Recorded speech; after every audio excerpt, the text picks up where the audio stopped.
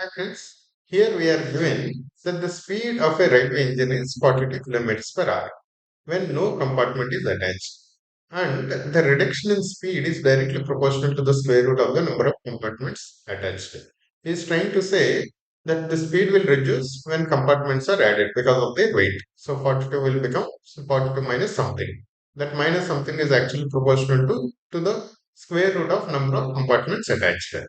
When this engine is carrying 9 compartments, its speed has become 24 from 42. 42 was nothing.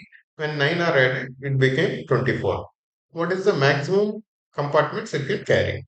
Right. It is pretty simple. First, we have to write this equation. 42 is when nothing is there. So that means 42, it should start with 42 and speed will reduce as this n increases, as root n increases. It is directly proportional to root n. N is number of compartments, right?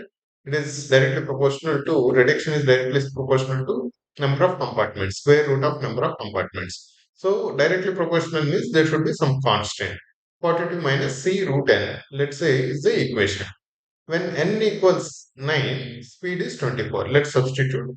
42 minus c root 9 equals 24.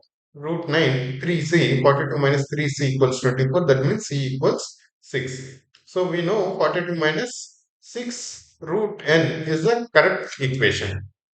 Now, when will this become 0? That is the point at which it is the maximum number of compartments, right? When n equals 49, right? Then root 49 becomes 7, 6 sevens 42, and 42 minus 42 will become 0, right? So at this point, when it becomes 0 and the speed becomes 0, that means it is the capacity, right? The engine cannot carry anything more, right?